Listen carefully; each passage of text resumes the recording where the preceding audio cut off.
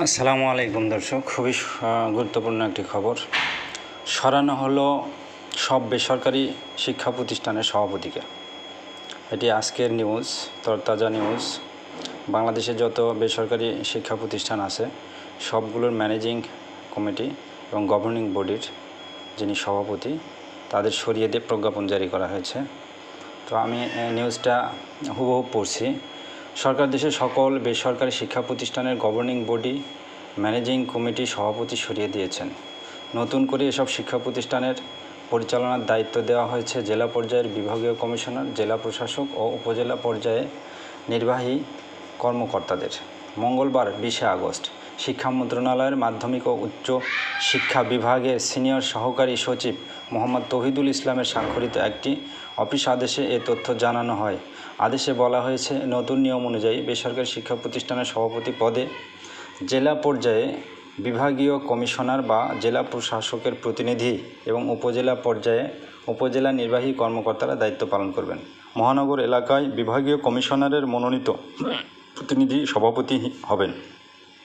শিক্ষা মন্ত্রণালয়ের অতিরিক্ত সচিব মোহাম্মদ রবিউল ইসলাম বলেন, বেসরকারি শিক্ষা প্রতিষ্ঠানের গভর্নিং বা ম্যানেজিং কমিটির সভাপতিদের অপসারণ করা হয়েছে, তবে বিদ্যমান কমিটির অন্যান্য সদস্যরা তাদের পদে বহাল থাকবেন।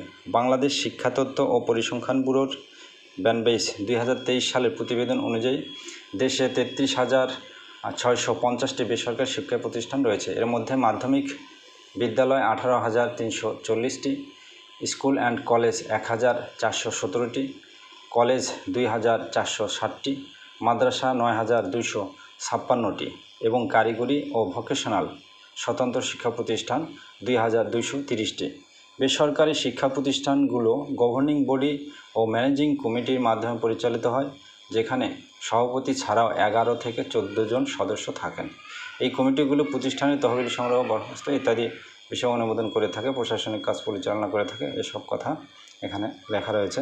তো এই বিষয়টি আমরা নিশ্চিত হতে পারলাম যে গভর্নিং বডির এবং ম্যানেজিং কমিটির সভাপতিদের সরিয়ে দেওয়া হবে, কিন্তু অন্যান্য সদস্যগণ তাদের পদে বহাল থাকবেন। আর সভাপতির পরিবর্তে উল্লেখিত ব্যক্তিদেরকে সেই সব জায়গায় দায়িত্ব পালনের জন্য বলা হয়েছে। তো সবাইকে ধন্যবাদ। আপনাদের জন্য এই আপডেটটা আমি দিয়ে রাখলাম। আপনারা ভিডিওটা শেয়ার করবেন, তাহলে অনেকে এটা জানতে পারবে। ধন্যবাদ সবাইকে। আসসালামু আলাইকুম।